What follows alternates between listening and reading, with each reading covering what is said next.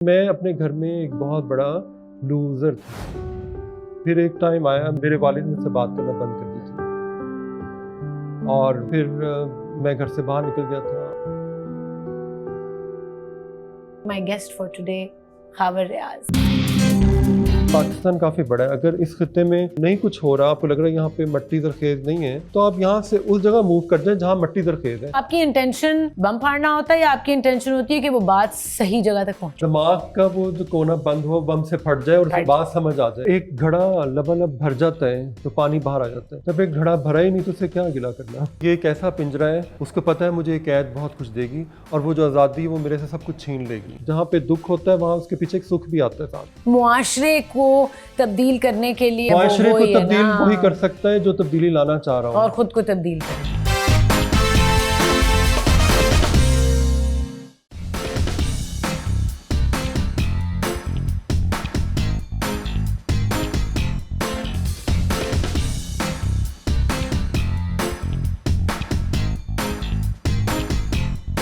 अस्सलाम वालेकुम एवरीवन, मैं हूँ आयशा उमर और आप लोग देख रहे हैं speak easy on 365 news. A picture is worth 1000 words. बहुत सारे अल्फाज इस्तेमाल करने के बजाय अगर एक तस्वीर, एक इमेज के थ्रू आप कुछ कम्युनिकेट करना चाहें तो फिर वो ज़्यादा बेहतर है, क्योंकि एक इमेज, एक पोर्ट्रेट, एक तस्वीर के थ्रू जो कुछ आप कह सकते हैं वो आप बहुत सारे सेंटेंसेस और बहुत सारे अल्फाज में नहीं कह पाते। आज के जो हमारे गेस्ट हैं, he is many things. He is an image maker. He is one of the pioneers in his industry. In fact, I would say the pioneer in his industry. वो पोर्ट्रेट्स के थ्रू, इमेजेस के through, तस्वीरों के through इतना कुछ कहते हैं और उन्होंने ही मेरे ख्याल में पाकिस्तान में सबसे पहले इस फील्ड में महारत से कदम रखा। He has created many stars that we see today. And by created I mean visually नहीं, सिर्फ विजुअल क्रिएशन की मैं बात नहीं कर रही। उनकी ग्रोथ, उनकी अपब्रिंगिंग आप कह सकते हैं, उनको गाइड करना, उनको डायरेक्शन देना ज़िंदगी में, किस तरीके से सोचना है, किस तरीके से आगे बढ़ना है, लोगों से मिलना है, all of that. So when you're a star maker, you obviously create a star with all of these things combined. Without wasting any time, क्योंकि वो मेरे साथ ही बैठे हैं और आज मैं उनके घर आई हूँ। एक बहुत ही खूबसूरत सी स्पेस उन्होंने क्रिएट की है, very rustic, very vintage. And this is the first time I'm being here. It's absolutely beautiful. Please welcome my guest for today, Khabar Riaz. Assalamu alaikum. वालेकुम सलाम। Speak easy. Speak easy. Not that easy. आसानी से बात करें। मेरे show का ये मकसद है खाबर भाई, मुझे पता है कि आप जब भी बात करते हैं आप बहुत मीनिंगफुल बात करते हैं, आप डेप्थ में जाके बात करते हैं, आपको सरसरी प्रिटेंशियस बातें अच्छी नहीं लगती। मैं आपको फॉलो कर रही हूँ आपकी बातों को। सो आई गेस ये this can land people into trouble also, जब आप सच्ची बात करते हैं, खरी बात करते हैं, लेकिन in the long run it's very beneficial for you as a person, क्योंकि आप अपना सच बोल रहे हैं, आपको किसी से कुछ छुपाने की ज़रूरत नहीं है, तो फिर आपको 10 बातें बाद में नहीं करनी पड़ती उसको जस्टिफाई करने के लिए। Is that correct? मैं जो सच बोलता हूँ वो अपने लिए बोलता हूँ। अगर उसमें कोई मेरे जूतों में फिट इन हो जाता है और उसको लगता है कि ये बातें उसको मारी गई हैं तो ये उसका अपना प्रॉब्लम है। लेकिन कंटेंट जो है वो जो ओरिजिनलिटी है, जो सब कुछ है, वो तब भी है जब आप बड़ी सच्चाई के साथ चीज़ों का सामना करते हैं और उसको सामने लेके आते हैं और आपको किसी चीज़ को फिल्टर करने की ज़रूरत नहीं पड़ती, क्योंकि आपके अंदर से वो फेकनेस ख़त्म हो जाती है। ये फेकनेस हमेशा से आपके अंदर नहीं थी या ओवर द इयर्स आपने बहुत ऑथेंटिसिटी और इख्तियार की? मुझे ये लगता है कि बचपन से मैं कन्फ्यूजन का शिकार रहा हूँ।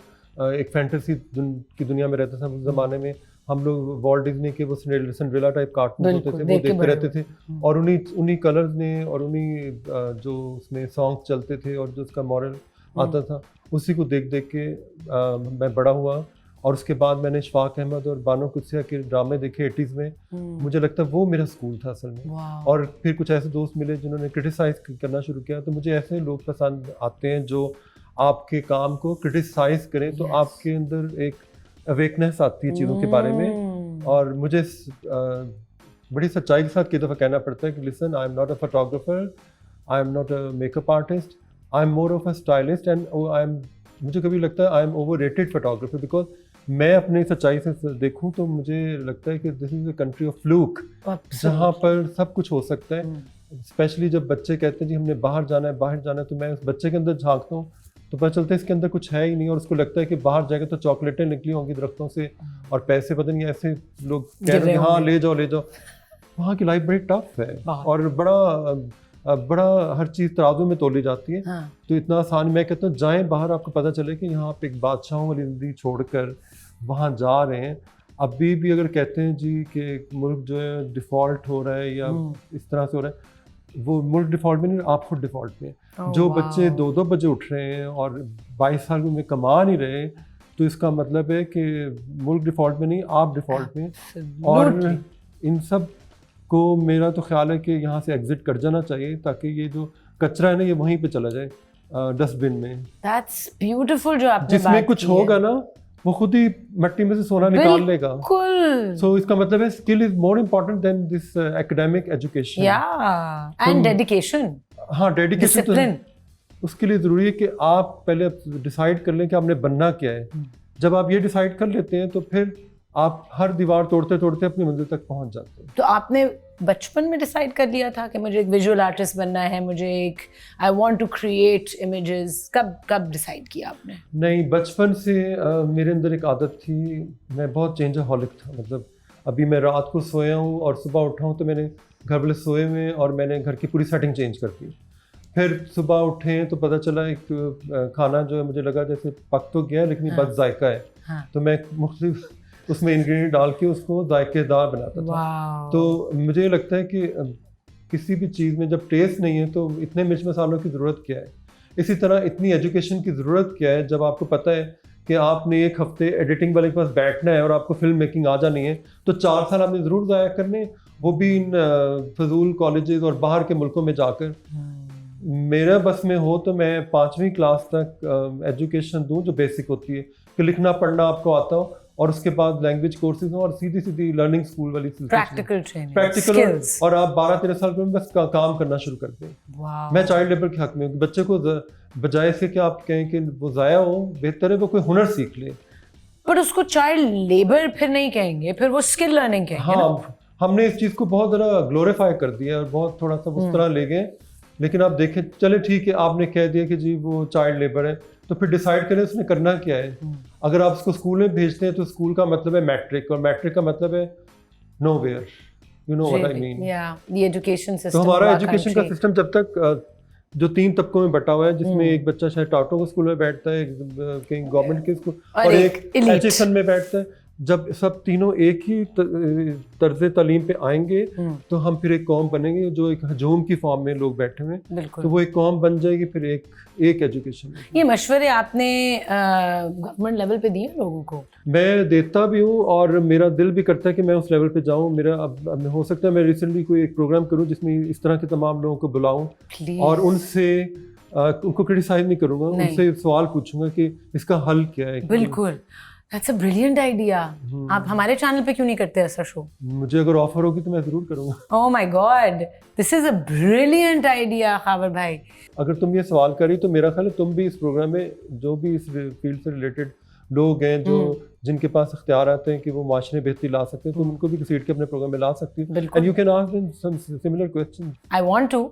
बिल्कुल, दैट्स द प्लान कि गवर्नमेंट लेवल पे पॉलिटिशियन से भी बात की जाए, उनसे पूछा जाए और डायरेक्ट सवाल किए जाएं कि ये क्यों है, and why can't this happen, and suggestions भी दिए जाएं। मुझे लगता है कि you are a treasure of advice and suggestions, और आपने जब से काम शुरू किया आपने इतने लोगों को गाइड किया, उनको डायरेक्शन दी। तो ये सारी बातें जो आप you know saying right now, वो आप उन सारों के साथ भी करते हैं जो आपकी गाइडेंस में बड़े हुए, जिनको आपने स्किल्स दिए। जैसे भी यहाँ भी कैमरे के पीछे there is a young boy standing here, तो मैंने खावर भाई से पूछा कि have you adopted this child, क्योंकि मैंने सुना था आपने 2 बच्चे अडॉप्ट किए हैं। तो खावर भाई सेड दैट मैंने बहुत सारे बच्चों को बड़ा किया है, वो जरा और बताइए। जो बड़े बच्चे फिजिकली, जो मेंटली 2-2 साल के, उनको भी बड़ा किया है। वही तो है बड़ा करना, वही तो ये बड़ा करना, व्हाट इज दिस, कि आपके पास आप किस एज पे समझते हैं कि अब उनका दिमाग रिसेप्टिव है अभी, and this is the right time to tell them and teach them?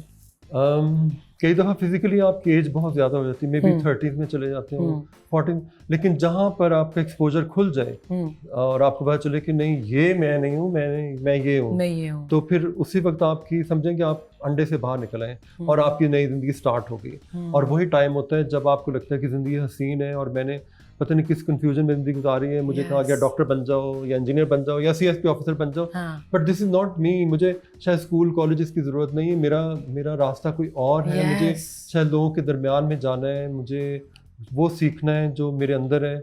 मतलब कुदरत ने आपके अंदर कोई ना कुछ, मेरे पास जितने बच्चे आते हैं दूसरे शहरों से, आते तो मॉडलिंग के चक्रों में, लेकिन होता ये है कि जो बिहाइंड द सीन के उनको एक्सपोजर मेरे यहाँ से मिलता है, उसके बाद उनकी आंखें खुलती हैं और वो ज़िंदगी को बहुत ऑर्गेनिक तरीके से गुजारना शुरू कर देते हैं। क्लैरिटी आ जाती है, जब क्लैरिटी आती है तो हुस्न और बढ़ जाता है, बिल्कुल, और रोशनियाँ चल पड़ती हैं चारों तरफ। जिसके पास स्किल है वो दुनिया के किसी भी कोने में बैठा हो, वो कहीं ना कहीं पहुंच जाता है। Why didn't you shift to Karachi like everyone else did, काबिल भाई? मैंने काफ़ी दफ़ा सोचा। मैं जब यहाँ से आप फ्लाई करके वहाँ जाते हैं, जैसे जहाज लैंड करता है, तो आप सड़क से आगे सामने जाते हैं, शारा फैसल आते हैं, बिल्कुल, तो आपको अचानक नज़र पड़ती है तो वो गंदे गंदे फ्लैट नजर आते हैं, फिर उनके पीछे फ्लैट, फिर फ्लैट, फिर फ्लैट, फिर फ्लैट, और उनके आगे पिंजरे लगे हुए हैं जैसे अंदर कोई तोते और चिड़िया पता नहीं कौन कैद है, और एक ज़िंदगी है जो पता नहीं बस दौड़ती जा रही है, और लोगों के मुंह पे सेहत नहीं थी। और जब मैं ऐसे सड़क पे देखा तो ऊपर एक पूरा वो पोल्यूशन नजर आया मुझे, मिट्टी का, और फिर खुराक भी उस तरह की नहीं थी, और करते करते करते करते करते हर एक को अपनी पड़ी हुई थी। शहर बहुत बड़ा है, बहुत बड़ा शहर है, डिस्टेंसेस बहुत बड़े, हाँ बहुत बड़े डिस्टेंस है, और बहुत कराची ने बहुत से लोगों को रोजगार दिया है। हाँ, तो मेरी कोशिश होती है कि मैं अगर वहाँ चला भी गया हूँ तो मैं अगली फ्लाइट पकड़ूँ और आऊँ और अपने घर आऊँ, मुझे यहाँ आके सांस आता है। और ये नहीं लाहौर में आके सांस, मुझे अपने घर में आके सांस, मुझे लगता है वो जो असल लाहौर था वो तबाह हो गया, जो मेरा घर है वो असल लाहौर है, और इस लाहौर के अंदर आके फिर मेरी सांसें चलती हैं। अब इसकी मिसाल इस तरह के कई घरों में आप जाते हैं तो आपको लगता है अच्छा ये तो इसने अपनी कोई नुमाइश दिखाई है, बिल्कुल, और कई मतलब this is not me, right.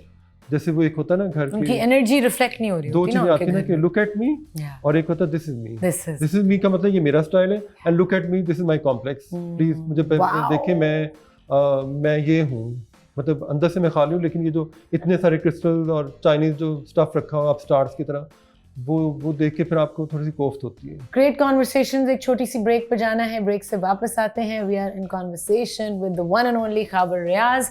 You are watching speak easy.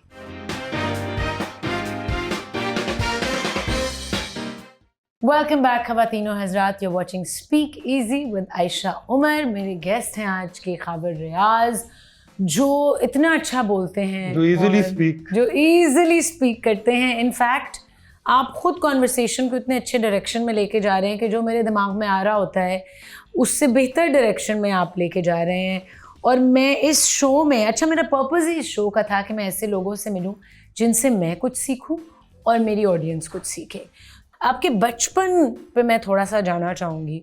Saudi Arabia में बड़े हुए आप, जो आपकी फैमिली उधर से? सऊदी अरब में मैं पैदा सऊदी अरब में, जद्दा में, और फिर टीनेज में आ गया था मैं। टीनेज में इधर आ गए थे।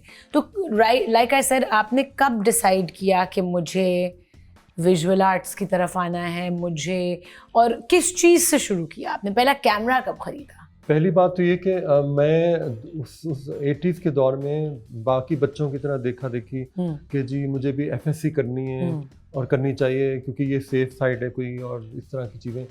मैंने वहाँ एडमिशन तो मेरा हो गया बड़ी मुश्किल से, सिफारिशें लड़ा के, लेकिन उसके बाद 2 साल मेरे लिए ऐसे थे जैसे पता नहीं मैं कॉलेज जाता हूँ और पता नहीं क्यों जाता हूँ और फिर वापस आ जाता था। और फिर जब एग्ज़ाम होते थे तो मेरे पास सामने जब पेपर आते थे तो मुझे ये फिज़िक्स केमिस्ट्री जो है ना मेरी समझ से बाहर हो जाती थी, और मैं अक्सर पेपर दे के आ जाता था। 1 दफ़ा फेल, 2 दफ़ा फेल, 3 दफ़ा फेल, फिर 6 दफ़ा फेल। तंग आके मेरे वालिद ने जाके बोर्ड से पेपर निकलवाया कि वहाँ पे होता क्या है। क्यों? हाँ ये क्या कर रहे हैं। जो पेपर निकाले तो देखा उसमें तो औरतों की तस्वीरें बनी हुई वाव। और उसमें और कोई आप घरों की धड़ल्ले तस्वीर से बना रहे थे। मैं अपना टाइम किल कर रहा था और फिर उसमें कभी घरों की तस्वीरें बना रहा हूँ, कभी गमले की तस्वीर बना रहा हूँ, मतलब इस तरह की तस्वीरें बना रहा था। कभी कोई तोते की तस्वीर बना रहा हूँ, कभी किसी बादशाह की तस्वीर बना रहा हूँ। तो मुझे ये लगा जैसे मैं कोई पता नहीं कोई ढूंढ रहा हूँ कुछ। अब मैं पेरेंट्स को तो ब्लेम नहीं कर सकता ना सिस्टम, क्योंकि उनका खुद भी एक्सपोजर नहीं है। बिल्कुल। लेकिन मैं अपने घर में एक बहुत बड़ा लूजर था। मतलब मैं एक तो घर में सबसे बड़ा बेटा, जिस तरह ब्लैक शीप कहते हैं ना। हाँ, फिर जो बाद में डार्क हॉर्स बन गया फिर ब्लैक ब्यूटी। फिर मैंने एक टाइम आया जब मैंने डिसाइड कर लिया बस बहुत हो गया। अब मेरे वालिद मुझे किसी से मिलाते झिझकते थे, क्योंकि फैमिली में जितने मेरे कज़न थे वो सब टॉपर्स थे और उन्होंने कोई इस फील्ड में कोई उस फील्ड में। तो मैंने देखा इस तरह से लोग मुझे मिलाने से, अपने मिलने मिलाने से कतराने लग गए। Was that traumatic for you as a child? या आपको नहीं, उस वक्त आप नहीं एब्जॉर्ब करते थे ये सब कुछ? नहीं, कुछ अरसे के लिए था। एक झूठी जिंदगी, झूठ बोलने पड़ते थे कि नहीं मैंने भी तभी एग्जाम देने।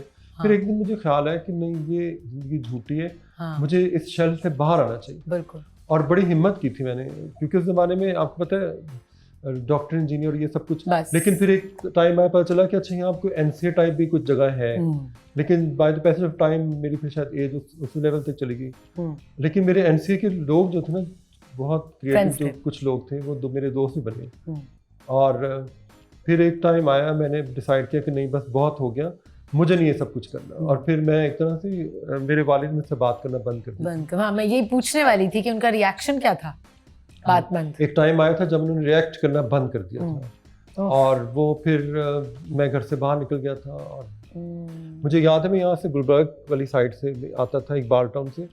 तो वहाँ पर अक्सर मैं साइकिल पे जाता था, तो मुझे नज़र आता था ये वाला एरिया गुलबर्ग का, जो कि मुझे लगता था, ये सुना था कि एक्ट्रेसों ने बात किया था। यहाँ का सब्ज़ा और यहाँ की फील्ड मुझे अपनी तरफ खींचती थी। तो मैं ऐसे आसमान की तरफ देखता था। इसका मतलब था कि मैं मुझे कब यहाँ भेज रहे हो, मैं कब वो तो मैंने कह दिया। उसके पूरे 10 साल बाद मैंने देखा कि मैं इसी गुलबर्ग में आके बैठ गया खुद। और मैं उसी हुलिये में था, उन्हीं चप्पल के अंदर था, उन्हीं कपड़ों में था जो बगैर इस्त्री के होते थे। मतलब फिर आप देखते हैं आपके पीछे गाड़ी भी है, घर भी है, और आप अचानक मशहूर भी हो गए। मैंने कहा अच्छा मैं मशहूर भी हो गया हूँ। किस लिए मशहूर हो गया? इसलिए कि मैं लोगों को तस्वीरें खींच रहा हूँ, उनकी खूबसूरत बना रहा हूँ। उस वक्त शायद ये सब चीज़ें नहीं थी, ग्राउंड खाली थी, तो एक फ्लूक लग गया। फिर फ्लूक तो नहीं लगा। नहीं, मुझे लगता है कि मैं अगर सही मैनों में स्ट्रगल करता तो शायद मैं पता नहीं कोई केविन ऑकविन होता या फिर कोई और चीज़ होता। फिर उसके बाद फिर ये होने लग गया कि जब मेरे घर में रिश्तेदार आते थे तो वो पूछते थे अच्छा जी आपका बेटा, मैं कहता जी मैं अभी दोबारा फेल हुआ, और ये कह मैं वो गायब हो जाता था। तो वो एकदम ऐसे परेशान होकर देखते थे। और फिर मेरी बातें ना हर चीज़ ऑपोजिट होने लग गई। जैसे मैं जो कहते हैं ना अगेंस्ट ऑल ऑड्स चल रहा हूँ। और वो मुझे सवाल कुछ करते तो मैं उसका सच्चा जवाब दे देता था, क्योंकि मैंने सोचा था अब मैं झूठ नहीं बोलूँगा। और मैंने फिर सच बोलना शुरू किया। ये तो बहुत मुश्किल डिसीजन होगा। हाँ, बहुत मुश्किल थी। बहुत। लेकिन इसका आगे जाकर मुझे फ़ायदा ये हुआ कि मेरी अपनी एक पर्सनैलिटी बन गई, अपना एक कैरेक्टर बन गया। और मुझे लोगों ने सुनना शुरू किया कि ये डिफरेंट बोलता है। वो डिफरेंट नहीं था, वो अपने आप को एक्सेप्ट करने वाली चीज़ थी। जब आप अपने आप को एक्सेप्ट कर लेते हैं तो दुनिया फिर आपके मुताबिक चलती है। यही तो गेम है। हाँ, गेम मुझे गेम समझ आ गई थी।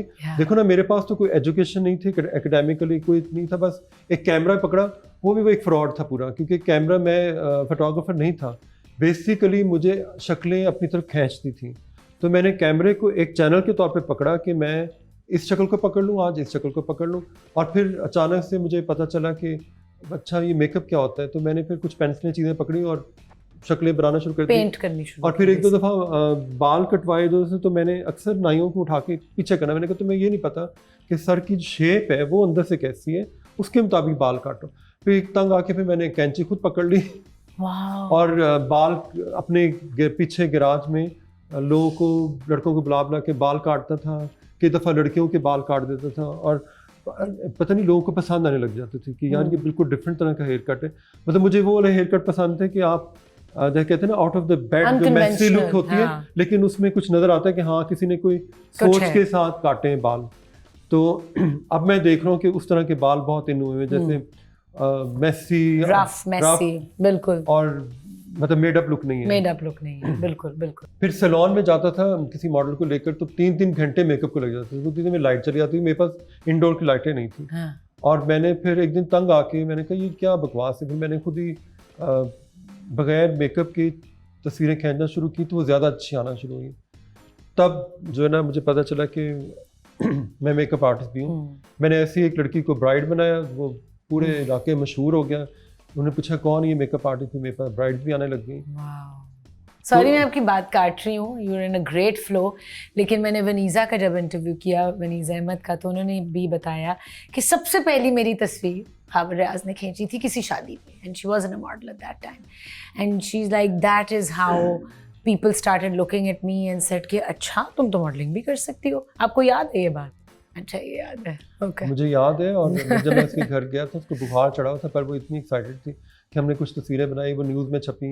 हाँ। और फिर उसके बाद हर तरफ वनीज़ा हो गया। या क्या वो जो दौर था सुपर मॉडल्स का, अच्छा आपने वो दौर मेरे ख्याल में क्रिएट किया, यू क्रिएटेड दैट टाइम, जिस वक्त सुपर मॉडल्स होती थी और वो सुपर मॉडल्स को जो रिस्पेक्ट मिलती थी और जो ऑ एंड वंडर था, आई बिलीव क्योंकि सोशल मीडिया नहीं था, इतनी ज़्यादा ओवर एक्सपोजर नहीं था चीज़ों का, चेहरों का, यू नो, सो वो एक शूट होती थी and people would wait to see more pictures of this person and that particular magazine. हाँ, एंड दैट पर्टिकुलर मैगजीन। अच्छा, अब आपने अपने टाइम में वो सारा कुछ ट्रांसफॉर्म होते भी देखा है, किस तरह print and then TV and then social media. आपको क्या लगता है कि ये जो सोशल मीडिया का एक केओटिक सा एनवायरनमेंट है, do you think it's conducive for growth? इससे हम कहाँ जा रहे हैं? क्या ये जो हमारी नेचुरल एवोल्यूशन होनी होती है दिमाग की और इंसान की और काम की, how is social media helping और नॉट हेल्पिंग? आई थिंक आजकल की पूरी जनरेशन बहुत खुशकिस्मत है, क्योंकि वो हमारी तरह टीवी स्टेशनों के बाहर नहीं खड़ी हुई। मैं और लोगों के बारे में बात कर रहा हूँ, एक्टिंग के लिए बहुत से लोग रसालों वालों के पीछे नहीं पड़े, एडिटर्स के कि जी मेरा काम। एडिटर तो उस वक्त अपने आप को पता नहीं क्या समझते थे। बिल्कुल। और फिर उसके बाद वो अगर ड्रामे वाले चांस नहीं दे रहे तो वो अपने यूट्यूब चैनल पे अपने कोई कंटेंट के साथ चीज़ें बना रहे हैं। टिकटॉक वाले लोग स्टार बने हुए हैं, और आप अपना मैगजीन चला रहे हैं, अपना फैशन पेज चला रहे हैं, सब कुछ कर रहे हैं। आप उसमें अपने शोज़ चला रहे हैं रैम टाइप, और आपने अपनी टीम लेकर एक पूरा विजुअली इतना अच्छा अपीलिंग जो ना फैशन शूट दिखा दिया है। तो और जो आप ग्लोबली कांटेक्ट में आ गए लोगों के, और लोग फिर आपको वहाँ से काम भी दे रहे हैं। कितने हमारे आर्टिस्ट हैं जो इसमें काम कर रहे हैं, और इस तरह आपका एक्सपोजर जो बच्चों का मैं देख रहा हूँ बड़ा वो उस तरह का आता जा रहा है फैशन से रिलेटेड। तो ये तो है अपनी ये तो डार्क साइड क्या है? डार्क साइड ये कि हाँ डार्क साइड है कि हमें कुछ ना कुछ कंट्रोल भी करने की ज़रूरत है, क्योंकि ये एक एडिक्शन है कि जो पहले इतनी नहीं थी। जब से ये स्क्रॉलिंग वाला सिस्टम आया ना, तब से जो बच्चे फैंटेसी की दुनिया में रहते हैं, जो मेहनत नहीं करना चाहते, जिन्होंने माँ बाप ने एक जो पिछली जनरेशन ने एक जुल्म ये किया कि अच्छा ये तंग कर रहा है, ये लो मोबाइल पकड़ो, गेम खेलो, चुप कर जाओ, अब वो गेम खेलते खेलते पता नहीं कौन सी गेम में फंस गए। ये आपके ऊपर होता है कि आप किस तरीके से चीज़ों को बैलेंस करके लेके चलें, अपनी बाउंड्रीज कहाँ फॉर्म करें। ये डिपेंड करता है कि आप वो चीज़ आपके लिए एडिक्शन है या आपके लिए नेमत है, ये आपने डिसाइड करना है। अगर एडिक्शन है तो इसका मतलब प्रॉब्लम है आप में है, तो आपको किसी हीलिंग सेंटर में जाना चाहिए। मुझे तो लगता है कि you should start a healing forum or a center। अभी आप बात कर रही थी कि सुपर मॉडल्स होती थी, सुपर मॉडल तो थी जो भी थी, ठीक है, लंबी लंबी लड़कियां आई उस जमाने में, अब तो और बेहतर आ गई। लेकिन जो मेरा सबसे बड़ा कमाल था कि एक इंडस्ट्री देखी जहाँ पे हर तरफ औरत औरत औरत औरत, रिसाले में औरत, बोर्ड्स में औरत, एड्स में औरत, ठीक है, उनके साथ neck to neck male models की पूरी इंडस्ट्री खड़ी कर देनी। मतलब एक माइकल एंजेलो बन के डेविड को प्रोड्यूस किया पूरा और खड़ा किया और बताया कि हमारे यहाँ बड़ी खूबसूरती है, तो मैं इसको फोर फ्रंट पे लेके आ गया। बिल्कुल। और अब भी जब भी मुझे कोई लड़का या लड़की कहीं चलते फिरते नजर आता है, तो मेरा दिल कर रहा होता है ये एक ताजमहल है जिसके जितनी भी धुएं वाली फैक्ट्रियां उनको बंद हो जाना चाहिए और इसको मैं प्रिजर्व कर लूँ। अब वो जो बाहर वाला है वो उस स्टोरी को किसी और एंगल से देख रहा है, जो अंदर वाला है वो अपनी पेंटिंग पे आशू के बैठा हुआ है। क्या बात है। Yes, you introduce the concept of male models, उससे पहले तो था ही नहीं। अभी भी इंडस्ट्री में जो 90% लड़कियां वो इसी चैनल से निकली हुई हैं। मुझे अच्छा लगता है कि लोगों की प्लेसिंग जो ना सही जगह पे हो। वो सिर्फ मॉडलिंग नहीं है, वो नहीं। कई दफ़ा पता चलता है कि आप एक बहुत अच्छे कुक बन सकते हैं, कई दफ़ा आप गुलूकार बड़े अच्छे हैं, कई दफ़ा जैसे ज़ारा शेख मेरे पास आई गुलूकारा बनने के लिए, बना दिया मैंने उसको एक्ट्रेस। वो गुलूकारा बनने आई थी? हाँ, फिर अगली फिल्म में उसने गाने भी गाए थे। वाह, ज़ारा तो आपकी, I would say she was your favourite ना? हर वो चीज फेवरेट होती है। कुछ तो आपके बेबीज होते हैं जो आपको लगता है कि बस you know they are my favourites. नहीं, मेरा काम ये कि एक पिंजरा खोला है, वहां से चीजें पकड़ी हैं, ऐसे उड़ाना सिखाया, उड़ा दिया। हाँ। अब वो अगर वो ऊंची परवाज लेकर सही जगह पहुंच जाता है तो हाँ। आप दूसरे खुश होते हैं कि गुड। तो सबसे ज्यादा किससे प्राउड हैं आप? Who are you proud of the most? जब आप देखते हैं कि आपने जब जिनको शुरुआत कराई और अब वो उड़ रहे हैं, तो 2-3 ऐसे नाम कि you very proud of them and you think कि सिर्फ सक्सेस, सॉरी मैं एक सवाल लंबा कर रही हूँ, सक्सेस सिर्फ फाइनेंशियल और फेम और फॉर्चून की मैं बात नहीं कर रही, ह्यूमन ग्रोथ, एवोल्यूशन, दिमाग, एक जिंदगी का समझ आना, अपने आप से कनेक्ट करना, ऐसे 2-3 नाम जिनकी आपने देखी है journey and you proud of them. मेरे पास जब बच्चे आते हैं तो वो एक टाइम पे आता है वो सफोकेशन का भी शिकार होते हैं, क्योंकि ये एक ऐसा पिंजरा है जिसका दरवाज़ा तो खुला होता है लेकिन वो अंदर अपनी मर्जी से बैठ जाते हैं। उसको पता है मुझे ये कैद बहुत कुछ देगी और वो जो आज़ादी है वो मेरे से सब कुछ छीन लेगी, ठीक है, उसमें जीना झपटी होगी। शायद इनको नज़र आ रहा है कि मेरे अंदर ब्यूटी है और मेरा टाइम अभी नहीं है बाहर निकलने का, तो मुझे अभी बहुत सी चीज़ें सीखनी है। बजाय इसके अगर मैं बाहर निकलूँगा तो शायद मैं सिगरेट पीना शुरू कर दूँ, शायद मैं कोई ड्रग्स लेना शुरू कर दूँ, या मुझे लोग अब्यूज़ करेंगे या फलाना करेंगे, एक्सप्लॉयटेशन। हाँ, एक्सप्लॉयटेशन होगी। तो उस चीज़ को ज़ाया करने से बेहतर है कि आप कुछ अर्सा पहले उसका सॉफ्टवेयर अपडेट कर दें फिर उसको उड़ा दें। तो कई दफ़ा उड़ भी जाते हैं बाहर से, फिर सॉफ्टवेयर अपडेट करवा के वापस यहीं आते हैं कि आप सही थे वो गलत था। अब आप बताएं क्या करूं? अब आप बताएं क्या करूं? मैंने कहा तुमने ज़िंदगी का सबक सीख लिया, अब अपना रास्ता तलाश करो। तो बहुत से लोगों ने अपने रास्ते तलाश किए। मेरे पास जितने भी लोग आए वो कहीं ना कहीं जाकर ज़िंदगी में सेट हुए और सेट हुए। कोई डायरेक्टर बना, कमर्शियल डायरेक्टर बना, कोई मेकअप आर्टिस्ट बना, तो कोई फोटोग्राफर बना, कोई मॉडल बन गए, कोई मॉडल से एक्टिंग में चले गए लोग। और मेरा मकसद ये नहीं कि मुझे वहां जाके मेरे लिए वो एडमायर मुझे करें, बस पहुंच के बस वही काफी है। यू आर वन पर्सन जिसको बहुत क्रिटिसाइज किया गया also for what you did. मैंने अपने अलावा बाकी सबको प्रमोट किया। नहीं तो आपकी इंटेंशन बम फाड़ना होता है या आपकी इंटेंशन होती है कि वो बात सही जगह तक पहुंचे? दिमाग का वो जो कोना बंद हो बम से फट जाए और उसकी बात समझ आ जाए, और अगर नहीं समझ में आ रही तो ठीक है, गो अहेड, खुद ही समझ आ जाएगी। तो उनको जो कॉन्फिडेंस और खुद एतमादी देना, that's tough in our society के to believe in yourself. Mostly जो इस तरह की शक्लों में लोग होते हैं वो नार्सिसिस्ट होते हैं। उनको उस शेल से निकालना भी एक मुसीबत होती है, क्योंकि वो उनमें एक बड़ी फजूल की ईगो होती है जो कि लोगों ने डाली होती है, खासतौर पे घर वालों ने, कि उसी से प्यार करें बाकी किसी से नहीं करें, विच इज़ रॉन्ग। प्यार उससे होना चाहिए जो मेहनत कर रहा है, जो मतलब मुझे तो लगता है प्यार सबसे होना चाहिए। हाँ, एवरीबडी डिजर्व्स लव, चाहे वो अच्छा हो बुरा हो नज़रों में, और प्यार ही से आई थिंक निकलती है। आई थिंक प्यार ही की कमी है जिसकी वजह से इनसिक्योरिटीज और नार्सिसिज्म भी डेवलप होता है। बिल्कुल, जब एक घड़ा लबालब भर जाता है तो पानी बाहर आ जाता है। जब एक घड़ा भरा ही नहीं तो उससे क्या गिला करना? जब किसी को जिंदगी समझ ही नहीं तो उसको क्या समझाना, उससे क्या गिला करना? So it's more like a learning school. हमारे मुल्क में इन स्कूलों की जरूरत नहीं है, उन स्कूलों की जरूरत है जो बच्चों में सिविक सेंस, हाउसकीपिंग, एटिकेट्स, सफाइयाँ, किचन कैसे साफ करना है, वॉशरूम कैसे साफ छोड़ना है, अपने बेड कैसे फिक्स करने, ये जो बेसिक चीजें, हाँ, सिविक सेंस आएगी तो 3 साल बाद उनको कहेंगे अब बताओ कौन सी एजुकेशन। बिल्कुल ठीक है, एब्सोल्युटली। और इमोशनल रेगुलेशन, मैं ही वो स्कूल खोलूंगा। आप क्यों नहीं खोल रहे? मैंने खोला ऑलरेडी। नहीं, but it should be in every city, it should be on a really massive level. हाँ, होना तो चाहिए, बिल्कुल होना चाहिए। Because यही तो यही है एजुकेशन, आई मीन यही है, सिविलाइज्ड होना यही होता है। अगर आपको पता है कि ये रास्ता गुमराही का है और आपके सामने एक बंदा गुमराह हो रहा है तो आप पे फर्ज है कि आप उसको रोक लें। बिल्कुल, लेकिन बहुत सारे लोग तो सुनना नहीं चाहते ना। नहीं सुनना चाहते, फिर मुझे उनको रस्सी से बांधना पड़ता है। थोड़ी देर चीखते चिल्लाते हैं, फिर उसके बाद चुप करके फिर कहते हैं ओके। ऑन दैट नोट एक छोटी सी ब्रेक लेते हैं, वापस आते हैं। कहीं मत जाइएगा। You watching Speak Easy. I am Ayesha Umar.